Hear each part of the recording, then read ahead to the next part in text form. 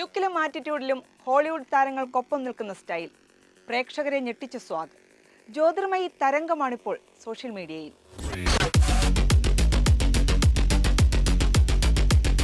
മികച്ച അഭിനയത്തിന് ദേശീയ ജൂറിയുടെ പ്രത്യേക പരാമർശം. മികച്ച രണ്ടാമത്തെ നടിക്കുള്ള സംസ്ഥാന ചലച്ചിത്ര അവാർഡ്. വിവിധ ഭാഷകളിലായി 40-ലേറെ സിനിമകൾ. പക്ഷേ കരിയറിന്റെ ആദ്യഘട്ടത്തിൽ ചിലരെങ്കിലും കല്യാണം സ്പെഷ്യൽ സ്റ്റാർ എന്ന ടാഗ് ലൈനിൽ ഒതുക്കിയ അഭിനേത്രിയാണ് ജ്യോതിർമയി.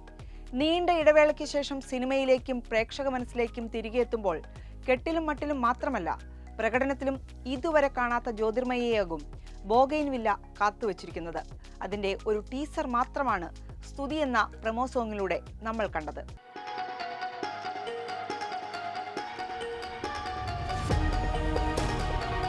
മോഡലിംഗിൽ കരിയർ ആരംഭിച്ച ജ്യോതിർമയി അവസ്ഥാന്തരങ്ങൾ എന്ന സീരിയലിലൂടെയാണ് അഭിനയ ജീവിതം ആരംഭിച്ചത്.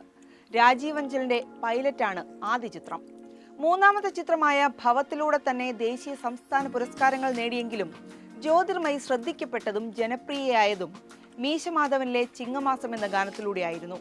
ഇഷ്ടത്തിലും പട്ടാളത്തിലും കല്യാണരാമനിലുമെല്ലാം നായികയുടെ കസിനായോ സുഹൃത്തായോ എത്തി ആടിപ്പാടി വിവാഹം കഴിച്ചു പോകുന്ന കഥാപാത്രങ്ങളെ ആവർത്തിച്ചു.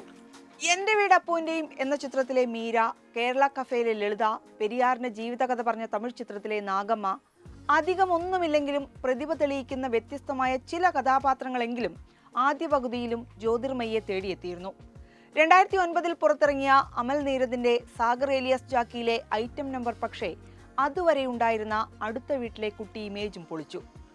വിവാദമാക്കിയവരോട്, നിലനിൽപ്പിന് വേണ്ടിയുള്ള സാഹസമാണെന്ന് മുദ്രകുത്തിയവരോട് ഒരു നടി എന്ന നിലയിൽ പരീക്ഷണങ്ങൾ ചെയ്യാനുള്ള സ്വാതന്ത്ര്യമില്ലേ എന്ന് തിരികെ ചോദിച്ചു ജ്യോതിർമയി. 2013 ശേഷം നീണ്ട ഇടവേള. സോഷ്യൽ മീഡിയയിൽ നിന്ന് പോലും വിട്ടുനിൽക്കുന്ന ജ്യോതിർമയിയെ കോവിഡ് കാലത്ത് വീണ്ടും പ്രേക്ഷകരുടെ മുന്നിലെത്തിച്ചത് ഭർത്താവ് കൂടിയായ അമൽ നീരദായിരുന്നു. തലമൊട്ടയടിച്ച ജ്യോതിർമയിയുടെ ഒരു ഫോട്ടോയിലൂടെ. തമസോമ ജ്യോതിർഗമയ എന്ന ക്യാപ്ഷനോടെ അമലിട്ട പോസ്റ്റ് വൈറലായി. വർഷങ്ങൾക്ക് ശേഷം വീണ്ടും കണ്ടപ്പോൾ bold and beautiful don't care attitude. അപ്പോഴും ഒരു ചോദ്യം ബാക്കിയായി. സിനിമയിലേക്ക് വരില്ലേ ഇനി? അതിനുള്ള ഉത്തരം കൂടിയായിരുന്നു ബോഗൈൻവില്ലയുടെ ആദ്യ ക്യാരക്ടർ പോസ്റ്റ്. നിഗൂഢത ഒളിപ്പിച്ച പോസ്റ്ററിൽ നിന്ന് ഒന്നും മനസ്സിലാക്കാനായില്ലെങ്കിലും കഴിഞ്ഞ ദിവസം വന്ന പ്രമോ സോങ് പല ചോദ്യങ്ങൾക്കും ഉത്തരം നൽകി.